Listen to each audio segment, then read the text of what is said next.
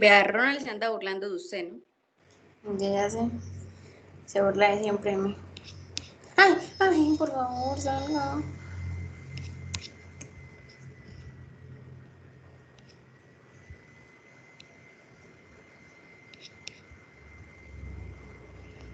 Listo. Si se empieza a escuchar de pronto muy entrecortado o algo, me dicen. Sí, porfa. La idea es que escuchen bien. Sí, señora. La mañana del 13 de noviembre de 1985 en Armero fue normal, pero a las 4 de la tarde las condiciones cambiaron. El león durmiente, como se conoce al volcán Nevado del Ruiz, había despertado. Sobre Armero cayó ceniza, seguida por una leve llovizna finalizando la tarde. Las emisoras locales minimizaron la situación. A las 9:09 de la noche, 35 millones de toneladas de material piroclástico o rocas volcánicas con alto contenido de azufre fueron expulsadas por el volcán. Las altas temperaturas produjeron el deshielo del glaciar. En total, 4 flujos de sedimento y agua, conocidos como lahares, bajaron por las laderas del Ruiz, desprendiendo en su camino rocas, arcilla y árboles que furiosamente se mezclaban con el agua. A las 9:30 de la noche, el flujo aumentó 4 veces el nivel de los ríos Lagunilla, Azufrado, Gualí y Chinchiná. A las 11:30 de la noche, por el cañón del río Lagunilla, llegó a Armero una corriente de agua y luego el primer lahar, a una velocidad de 300 kilómetros por hora, cargado con 350 millones de metros cúbicos de rocas, lodo y árboles que arrasaron la ciudad. Otro lahar llegaba a Chinchiná, acabando 400 viviendas. Lo único que quedó en pie en Armero fue el cementerio. Esta gigantesca roca hizo las veces de licuadora que a su paso molía todo lo que se le cruzara. Fue la que más daño hizo. El flujo arremetió contra Armero en 3 ocasiones, en las que acabó con vehículos, cultivos, casas, ganado y el presente y pasado de miles de personas que no tuvieron más futuro. La ceniza llegó a otros municipios del país y provocó cambios climáticos en el centro de Colombia. ¿Hace rato que se está presentando este polvo aquí? De la 1 de la mañana, de esa hora, de la 1. Eso le da de uno la vista y un polvo penetrante. La oscuridad de la madrugada del 14 de noviembre ocultaba el panorama que solo la luz del día mostró. Explotó el volcán y se vino todo, se desbordó el río con barro y todo y se llevó todo Armero. Unas 5.000 personas quedaron heridas y otras, como la niña Omaira Sánchez, símbolo mundial de la tragedia, no lograron salir del lodo. Quiero decir unas palabras. ¿Puedo?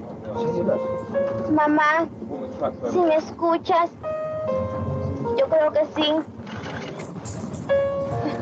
Reza para que yo pueda caminar y esta gente me ayude. Esa mañana, más de 5.000 hombres de diferentes fuerzas iniciaron el rescate. Una capa amarillenta cubría toda la ciudad, aquella cuyos campos producían algodón y la quinta parte del arroz de Colombia. Para ellos, la temperatura del barro que produjo la pronta descomposición de los cuerpos y el olor a azufre que penetraba el aire que respiraban dificultó la operación. El mundo conoció entonces las primeras imágenes de la tragedia. El gobierno nacional declaró la emergencia económica y la cooperación internacional no se hizo esperar.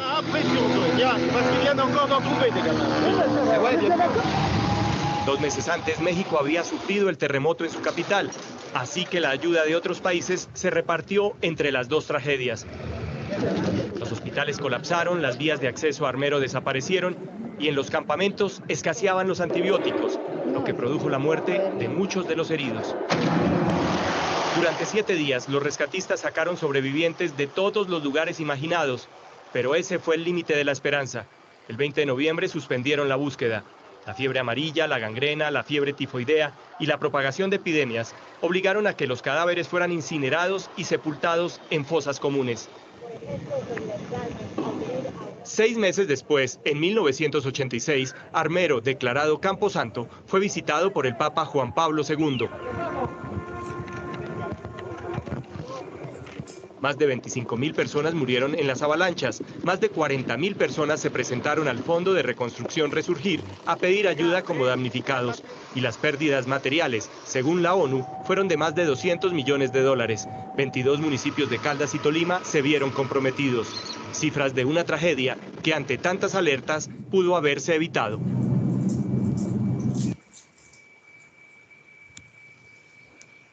¿Alguna vez habían visto esta noticia? Sí. Sí. Ok. Pues, qué le llama la atención de esta tragedia? Que se colocaron las alertas y todos los avisos y la gente pues siguió ahí como si nada, como si no fuera a pasar nada. Exacto. Es súper interesante. Alguna vez yo empecé a investigar acerca de eso. Otra historia así parecida es la del tsunami en Japón. Claro que pues no tan igual, ¿no? Pero también es parecida porque el tsunami en Japón también ya se sabía como que podía ocurrir, ya estaban en alerta de tsunami y sin embargo pues muchas personas se quedaron, algo así entiendo yo, alguna vez que la investigué. De esta historia es súper interesante saber que desde el año pasado a ese acontecimiento, eso fue en 1985, desde 1984 venía erupcionando el volcán Nevado del Ruiz, pero no como tal pues con lava ni nada, sino hacía erupciones como de lahares, algo así. Y eso significa como que cuando erupcionaba botaba como ceniza, como humo, ¿sí? Salían como fumarolas, que es como así como bastante humo que desprende.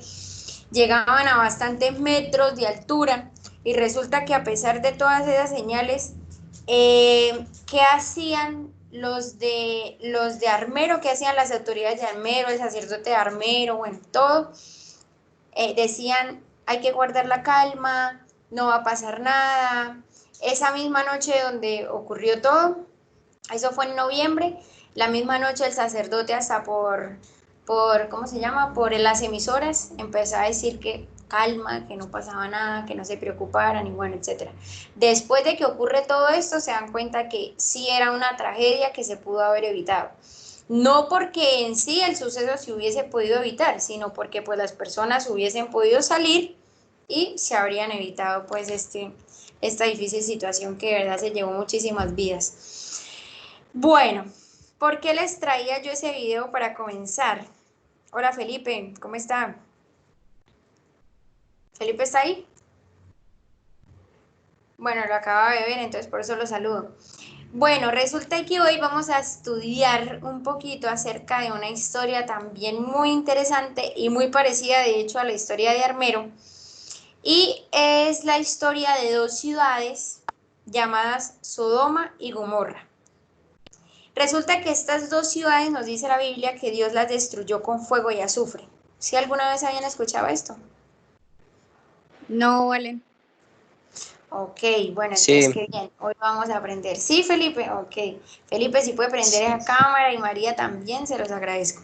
Bueno, entonces, vamos a ver qué ocasionó la destrucción de Sodoma y Gomorra. ¿Por qué fuego y azufre Dios, como quien dice, les mandó a estas ciudades? ¿Por qué las destruyó? ¿Para qué? ¿Qué nos quiere enseñar? Bueno, ¿por qué esta historia es importante? Entonces vamos a comenzar.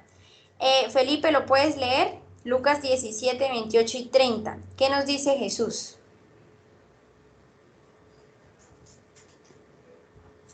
El 28. 28 al 30.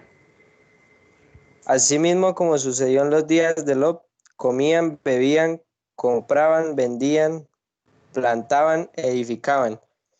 Mas el día que Lot salió de Sodoma, llovió del cielo fuego y azufre y los destruyó a todos.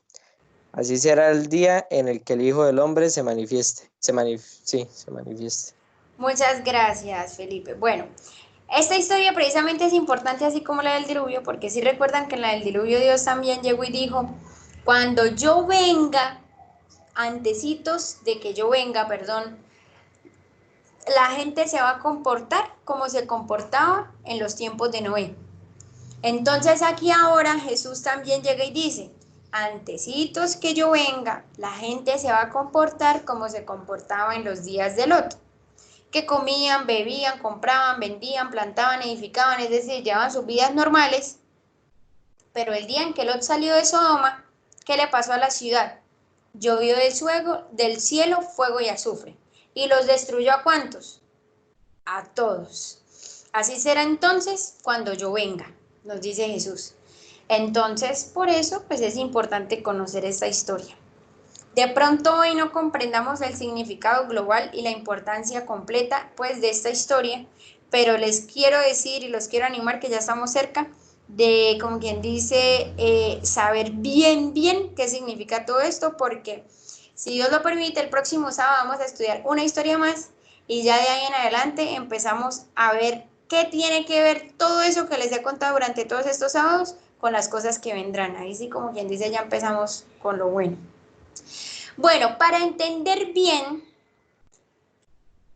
quién era Lot, ¿cierto? Porque Dios llega y dice que como en los días de Lot, así será cuando yo venga. Entonces, bueno, pues ¿quién era Lot? Resulta que la Biblia menciona un personaje muy importante llamado Abraham. Abraham era un patriarca, es decir, un siervo de Dios, amaba a Dios, hacía la voluntad de Dios, en muchas ocasiones se equivocó también. Abraham se lo llama el padre de la fe. Y resulta que Abraham tenía un hermano, su hermano tuvo un hijo y ese hijo se llamaba Lot. Así que, ¿qué era Abraham para Lot? El papá. ¿Sí? No, ¿qué era Abraham para Lot? El hermano. No, el tío, muy bien, Carla, era el tío. Precisamente, ¿listo? Escucho como un eco. Bueno, ya. Resulta que Abraham y Lot eran súper ricos, nos dice la Biblia. Tenían muchísimo ganado, muchísimos animales, muchísimas posesiones, bueno, eran súper ricos. Y resulta que el lugar donde estaban viviendo, ya como quien dice, ellos vivían juntos. Entonces, ya como quien dice, el lugar no daba, como quien dice, estoy repitiendo mucho, abasto con los dos. Sí, o sea, ya ellos eran tan ricos que tenían que dividirse. Y resulta que ellos, Abraham llega y le dice, Lot, lo que pasa es que sus siervos están peleando mucho con mis siervos. Entonces, si sus siervos crían a las ovejas de tal manera y mis siervos de las ovejas se van por tal pasto, ellos pelean. Si sus siervos de las vacas hacen tal cosa y mis siervos de las vacas hacen tal cosa, pelean. Para evitarnos esas peleas, ¿por qué no mejor nos dividimos? Elija usted dónde va a vivir y yo entonces me quedo con lo contrario. Si usted elige el norte, yo elijo el sur. Si usted elige el oeste, yo elijo el este, bueno, etc. Y Lot llegó y empezó a analizar, bueno, ¿yo qué parte elijo? ¿Yo qué parte elijo? Y eligió dos ciudades súper espectaculares llamadas Sodoma y Gomorra. Y digo espectaculares porque vean que Génesis 13:10 llega y dice, y las compara con el huerto de Jehová. ¿Alguien sabe qué es el huerto de Jehová? Bueno, el huerto de Jehová es el mismo jardín del Edén. Así que si a estas dos ciudades las comparaban con el jardín del Edén, pues imagínense tan hermosas que eran, ¿no? Espectaculares. Y recuerden que ya había venido el diluvio en ese momento, que fue la historia del sábado pasado. Así que en este momento, para que algo fuera como el jardín del Edén, tenía que ser increíble. Vean que ya habían sobrevivido, o sea, ya se habían multiplicado después del diluvio. Y bueno, y aún así todavía había belleza. Pero resulta que estas dos ciudades tenían varios pecados. Entonces vamos a estudiar. Tenían tres en particular. En estas ciudades había bastante pecado. Y vamos a ver cuál era el primer pecado que la Biblia nos dice que tenían las personas de Sodoma y de Gomorra. Y esto lo encontramos en Ezequiel 16, desde el versículo 49 hasta el 50. Amor, ¿lo puedes leer, porfa? Espere, Desde el numerito 49. ya es que no me cargaba. Este fue el pecado de tu hermana Sodoma. Ella y sus aldeas se sentían orgullosos de tener abundancia de alimentos y de gozar de comodidad, pero nunca ayudaron al pobre y al necesitado. Se volvieron orgullosas y cometieron cosas que yo detesto. Por eso las destruí como has visto. Listo, gracias, amor. Entonces, el primer pecado que nos dice la Biblia en Ezequiel 16 es que estas ciudades eran materialistas. ¿Cómo así? Resulta que estas ciudades eran tan ricas, tenían tantas cosas, que se habían vuelto tan egoístas que cuando veían al pobre o al necesitado no les ayudaban. Nosotros no somos así, ¿cierto? Uy, qué bien, gracias a Dios no somos así. Listo, vamos a ver qué otro pecado también tenía. Bueno, antes. Resulta que cuando yo les pregunto, ¿Dios destruyó de repente al mundo con el diluvio o les avisó antes? Les aviso, ¿Cuántos años duró avisándoles? ¿Sí lo recuerdan? no me acuerdo. 120 años duró predicándoles Noé, que iba a venir un diluvio, que se arrepintieran, etcétera, etcétera. De la misma manera pasó con Sodoma y Gomorra. Dios no las destruyó de una vez. Dios duró por mucho tiempo hablándoles y, por ejemplo, una de estas historias se encuentran en Génesis 14, ahí no me voy a centrar, pero les voy a hacer un resumen. Resulta que hubo una guerra con los reyes de Sodoma y Gomorra, empezaron a pelear otros reyes contra ellos y resulta que cuando empiezan ellos a discutir, no, a hacer guerra entre estos reyes, perdieron los reyes de Sodoma y Gomorra. Resulta que quienes ganaron se los llevan a ellos y los toman, como quien dice, por esclavos, los toman como botín de haber ganado, tanto a ellos como a los niños, como a las mujeres, como a los bienes que tenían los sodomitas, que eran los que vivían pues en Sodoma y Gomorra. Resulta que eso, ¿quién vivía ya en Sodoma y Gomorra? Que les acabo de contar. Abraham y Lot. Lot era el que vivía en Sodoma y Gomorra. Abraham, recuerden que se fue para el otro lado. Entonces, resulta que le llevan el chisme a Abraham y llegan y le dicen a Abraham, imagínense que en la guerra que hubo donde pelearon los reyes de Sodoma y de Gomorra, se llevaron a todos por esclavos porque ellos perdieron. Y entre los que se llevaron, adivinen a quién se llevaron, a Lot, a la esposa y a las hijas. Y resulta que llega y Abraham dice, no, yo cómo voy a dejar a mi sobrino que se me lo lleven de esa manera, pues prácticamente lo secuestraron, lo llevan como esclavo, no, imposible. Y nos cuenta Génesis 14 que Abraham se va al rescate de Lot. Abraham llega allá, rescata a Lot y no solamente rescató a Lot, sino también a todos los que habían estado como esclavos con Lot. ¿Que de dónde venían? De Sodoma y de Gomorra.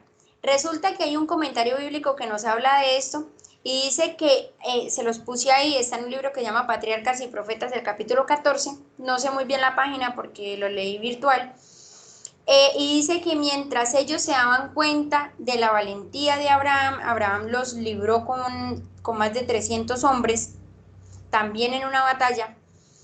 Nadie pudo evitar la convicción de que un poder divino le había dado la victoria. Es decir, los sodomitas reconocieron que si Abraham los había librado era porque Dios había estado con él, porque era imposible que los librara con tan poquita gente.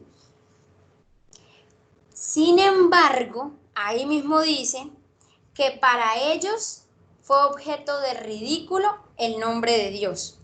A pesar de que ellos sabían que solo Dios los había librado, con la ayuda de Abraham, pero que definitivamente Dios estaba con él, ellos se burlaban de Dios, no tomaban a Dios en serio.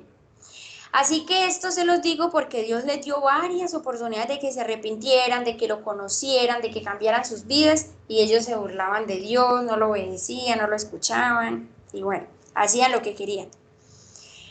Resulta que un día, nos cuenta Génesis 18, del 1 al 2, llegaron 3 varones donde estaba Abraham y llegaron con una noticia súper importante, y la noticia súper importante era que Abraham iba a ser padre. Y resulta que en ese momento Abraham ya estaba muy viejito para ser padre. Creo que Abraham tenía como 100 años, o un poquito menos, o un poquitico más. Imagínense, y ser padre a esa edad. Y a Sara que era su esposa, ya le había cesado el periodo, o sea, ya estaba en la menopausia, como lo conocemos nosotros. Entonces, imagínense, o sea, Dios iba a orar pues un milagro que ellos fueran papás tan viejitos, ¿sí? Entonces, ¿qué nos dice Génesis 18, del 1 al 2? María, ¿lo puedes leer?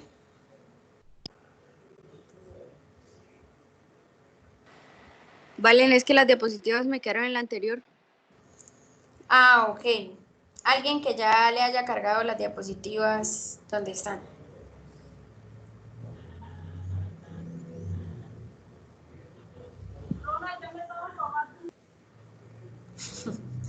Bueno, Ya me sale.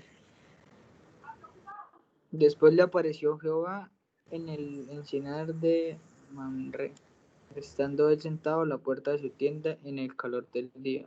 Y alzó sus ojos y miró, y aquí 3 varones que estaban junto a él. Y cuando los vio, salió corriendo de la puerta de su tienda a recibirlos, y se postró en tierra. gracias, amor. Resulta que entre esos 3 varones se encontraba nada más y nada menos que Jesús. Y resulta que Jesús llega y dice, Abraham, aparte que yo le traigo esa noticia de que usted va a ser padre, le traigo también otra noticia. La otra noticia es que yo ya les he dado muchísimo tiempo de que se arrepientan a los de Sodoma y Gomorra. Y resulta que me pide la gente que yo haga justicia, porque ellos están tan terribles, son tan violentos, son tan, mejor dicho, realmente se han alejado tanto de mí, que yo tengo que hacer algo. Y lo que yo voy a hacer es destruirlos. Y miren lo que le dice Abraham en Génesis 18, del 23 al 26. ¿Alguien lo puede leer? Que ya ahí le salga. ¿O todavía nadie le sale? ¿Felipe ya le sale? Vale, yo. Ok, Y se María. acercó Abraham y dijo, ¿destruirás también al justo con el impío? Con el impío, ajá. Con el impío. Quizás haya 50 justos dentro de la ciudad. Destruirás también y no perdonarás al lugar por amor a los 50 justos que estén dentro de él. Lejos de ti el hacer tal, que hagas morir al justo con el impío y que sea el justo tratado como el impío, nunca tal hagas. El juez de toda la tierra no ha de hacer lo que es justo. Entonces respondió Jehová, si hallaré en Sodoma 50 justos dentro de la ciudad, perdonaré a todo este lugar por amor a ellos. Gracias, María. Resulta que Abraham llega y le dice, no, señor, la verdad, lo primero que usted tiene que hacer es separar. Y grábense esto, por favor. Es el primer paso que Dios hace, separar, ¿ok? Entonces, Abraham llega y le dice, Señor, imposible que en Sodoma y Gomorra, 2 ciudades, no hayan como mínimo 50 personas buenas. Y Señor, si hay 50 personas buenas, usted, que es misericordioso, que es amoroso, que es justo, va a destruir a 50 personas buenas porque el resto de la ciudad es malo. No me parece justo, Señor.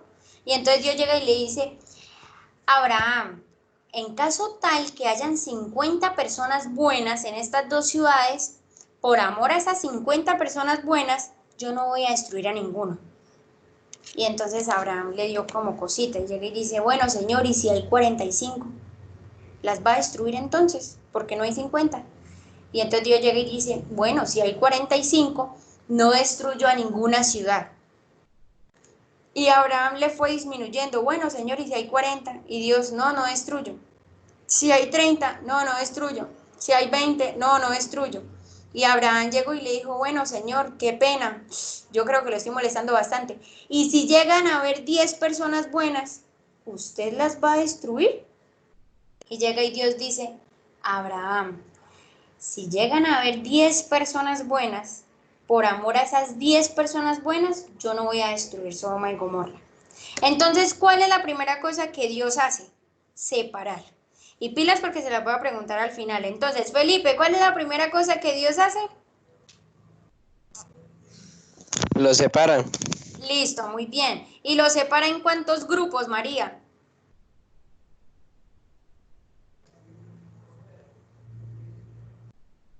¿Lo separa en cuántos grupos, Rona? Bueno, María ya va a hablar.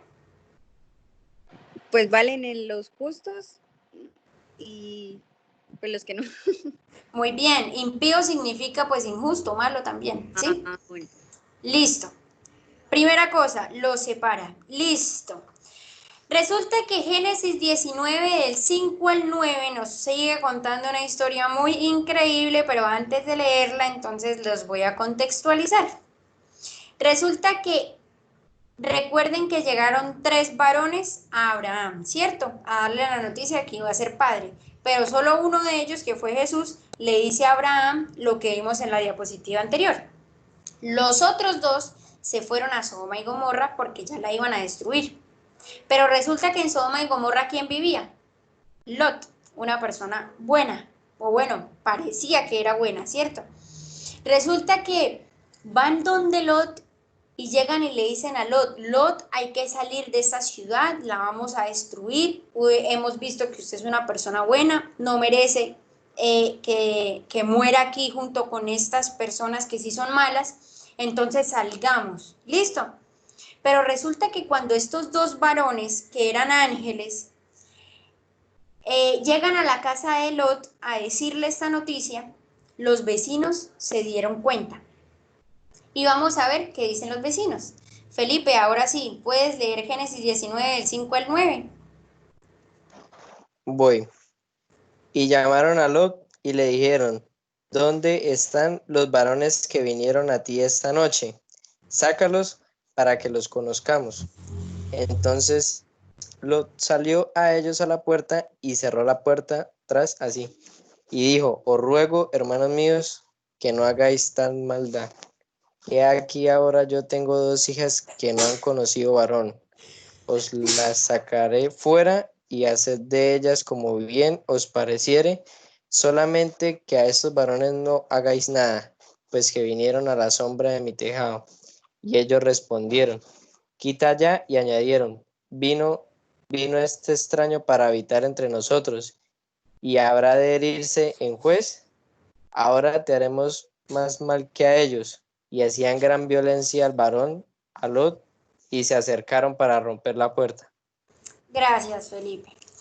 Entonces aquí notamos 2 pecados más que tenían estos habitantes de Sodoma y de Gomorra. Y yo creo que de pronto ustedes no encontraron bien el significado de lo que esto quiere decir. Cuando los vecinos llegan y le dicen a Lot, oiga Lot, vimos que usted metió a 2 hombres en su casa, sáquelos para que los conozcamos. ¿Será que ellos los querían conocer de que, hola, mucho gusto, ¿cómo está? Me llamo Valentina, y usted Ángela, bueno, listo, qué bien, tal. ¿Será que ustedes creerían que ellos querían conocerlos de esa manera? ¿O qué se imaginan?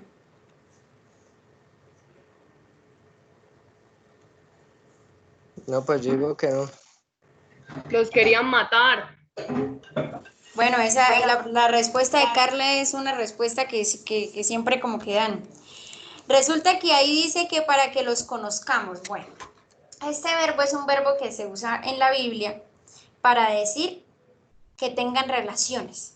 Entonces, por ejemplo, cuando Adán y Eva tuvieron a Caín, la Biblia llega y dice, y Adán conoció a Eva y tuvieron a su hijo Caín. Cuando la Biblia habla de que María tuvo a Jesús, dice que María no conoció a ningún hombre cuando dio a luz a Jesús. ¿Qué significa conocer? Tener relaciones sexuales específicamente. Entonces, los vecinos, ¿qué querían tener con los ángeles? Sexo. Y lo vemos en los versículos después. Sale Lot a la puerta y llega y les dice, no, a estos varones no les hagan nada. Yo tengo 2 hijas que no han conocido hombre. ¿Cómo así? Tengo 2 hijas vírgenes. Hagan lo que quieran con ellas. Yo les pregunto hasta acá, ¿era Lot bueno? No. ¿Qué piensan entonces? ¿Cualquier padre daría a sus hijas para que las violen? Fingía ser bueno. ¿Fingía, será? Pues no sé, no se sabe si lo mandaron a que hiciera eso. Bueno, resulta que Lot, dice la Biblia, que era un hombre justo. Sin embargo, nosotros a veces tenemos como que como eran hombres en la Biblia o como Dios los salvó, como la Biblia dice que era un hombre justo, entonces nunca cometieron errores. Y no, claro que sí. De hecho, Lot, de vivir allí en Sodoma, como quien dice, también se había pervertido de las costumbres de Sodoma. O sea, vean la magnitud de lo que estaba queriendo hacer Lot. Darle a las hijas, con tal de no darle a los varones, a los ángeles que habían entrado a él. O sea, imagínense eso, o sea, qué papá da a sus hijas, ¿sí? Pero todo lo hacía para que precisamente no le hicieran daño a los ángeles, pero igual, o sea, terrible. ¿Qué les quiero decir con esto? Que Dios no necesariamente salva como quien dice, ay, no, sí, al más santito, al más bueno, no. Es que Dios salva al pecador, Pero entonces, ¿qué tiene que hacer el pecador? Pues precisamente reconocer que necesita a Dios. No es difícil, ¿sí? Uno no tiene que ser, pues, mejor dicho, no perfecta. Precisamente, uno falla demasiadas veces y bueno, qué sé yo, pero claro que eso no es excusa para entonces seguir fallando. Pero lo que quiero decir es que Dios salva a todos los que quedan, a todos los que lo acepten. El segundo pecado entonces que había en Sodoma y Gomorra era la perversidad sexual. Vean hasta dónde llegaban. Los vecinos querían acostarse con 2 hombres y Lot preferiría darle las hijas. ¿Qué había entonces? Perversidad sexual. Si les llama mucho más la atención este tema, pueden encontrar versículos que hablan de esto mismo en Judas 7 y Génesis 13:13, para los curiosos que quieran aprender más. Bueno, entonces ya llevamos 2 pecados en Sodoma, ¿cierto? ¿Cuál era el primer pecado? ¿Qué recuerdan? Que no ayudan a los pobres. Muy bien, el materialismo, que no ayudaban a los pobres, súper bien. ¿Y el segundo pecado? Perversidad sexual. La perversidad sexual. Muy bien, la perversidad sexual. Y en tercer pecado, la violencia. ¿Por qué violencia? Porque vea cómo cogieron a la puerta. Querían romper la puerta con tal de entrar y violar a estos 2 varones, ¿sí? Entonces, ¿cómo eran? Eran materialistas, no ayudaban a los pobres, eran perversos sexualmente y eran violentos. ¿Listo? Vemos que entonces Sodoma era, los habitantes de Sodoma eran bastante malos, pero nada parecidos a nosotros, ¿cierto? Bueno, en segundo lugar, los ángeles llegan y le dicen a Lot, Lot, ¿usted tiene aquí a alguien más? ¿Usted conoce aquí en Sodoma y Gomorra a alguien más? Para que usted les diga que salgan de este lugar. Eso se encuentra ahí en Génesis 19, del 12 al 14. Y llega y dice Lot, uy, sí, yo tengo a mis yernos, los que van a estar con mis 2 hijas. Vamos a leer el versículo 14. ¿Quién quiere leer el numerito ese 14? Que sale allí. Entonces salió Lot y habló a sus yernos, los que habían de tomar sus hijas, y les dijo: levantaos, salid de este lugar, porque Jehová va a destruir esta ciudad. Mas pareció a sus yernos como que se burlaba. Gracias, amor. Entonces, resulta que Lot llega y le dice a los yernos, vengan, no, Dios va a destruir esta ciudad, necesitamos salir, por favor, rapidito. Tal, estoy con 2 varones, me dicen que van a destruir la ciudad. Y ellos lo toman como en burla. Y dicen, este cochito ya se volvió loco, ¿cierto? Y ya, y no le quisieron hacer caso. En segundo lugar, ¿cómo Dios actúa? En primer lugar, los separa, ¿cierto? Separa a los buenos de los malos. En segundo lugar, pide que ¿qué? Que salgan de la ciudad, ¿cierto? Que salgan. Valentina, pero esto ¿por qué es importante? Ya vamos a ver por qué es importante. Entonces, grabémonos los pasos. En primer lugar, ¿cuál es la primera cosa que hacen, Felipe? ¿Qué hace Dios antes de enviar la destrucción? ¿Los qué? Pues los separa. Muy bien. En segundo lugar, ¿qué es lo que hace María Clara? Pide que salgan de la ciudad. Muy bien, listo. Tercer lugar, Génesis 19, 24 al 26. María, ¿lo puedes leer? Sí, dice, desde el 24, ¿sí? Uh-huh. Entonces Jehová hizo llover sobre Sodoma y sobre Gomorra azufre y fuego de parte de Jehová desde los cielos, y destruyó las ciudades y toda aquella llanura con todos los moradores de aquellas ciudades y el fruto de la tierra.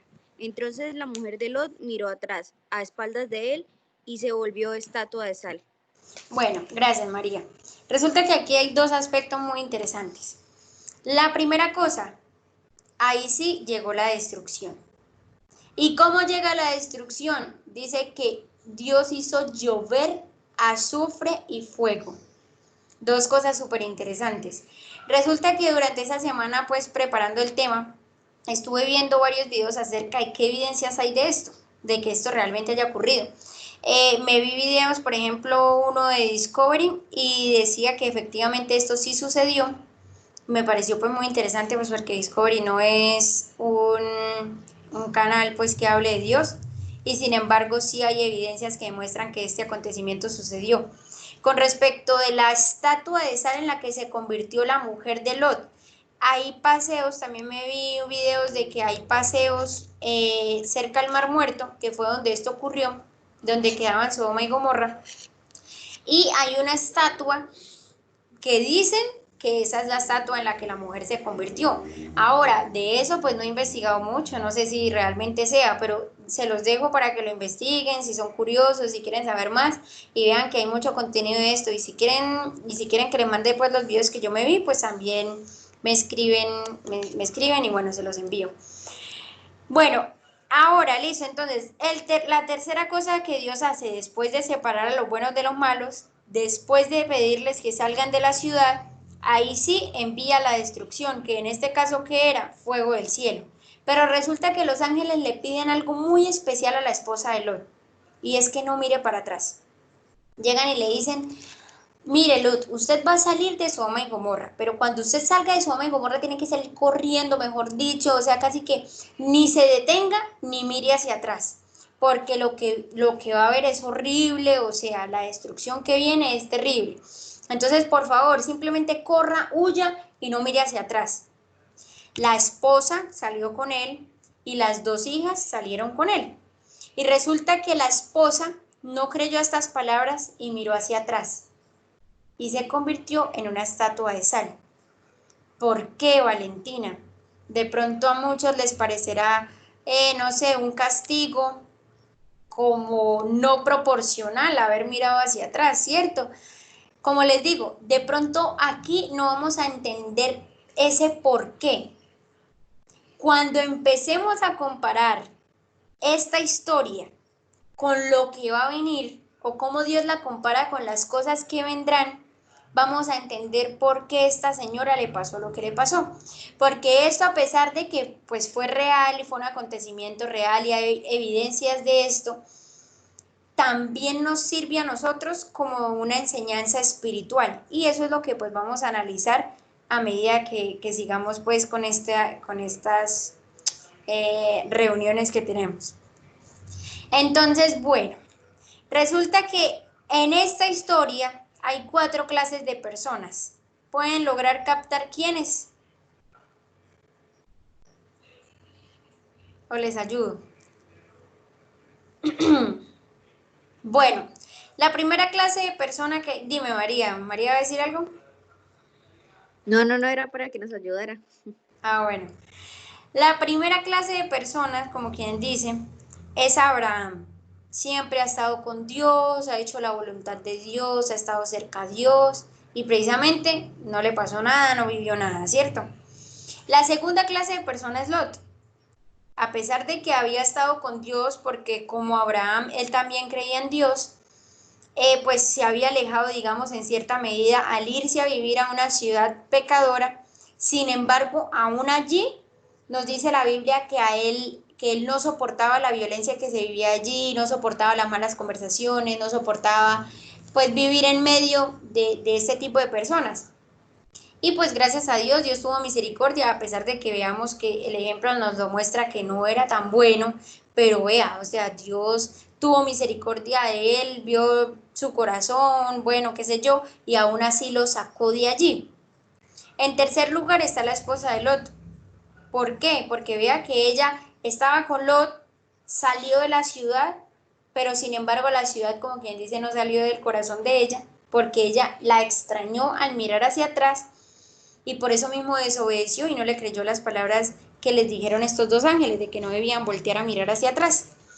Y la última clase de personas son como esos yernos, y en general pues los de Sodoma, que a pesar de que sabían que iba a venir esa destrucción, no hicieron nada.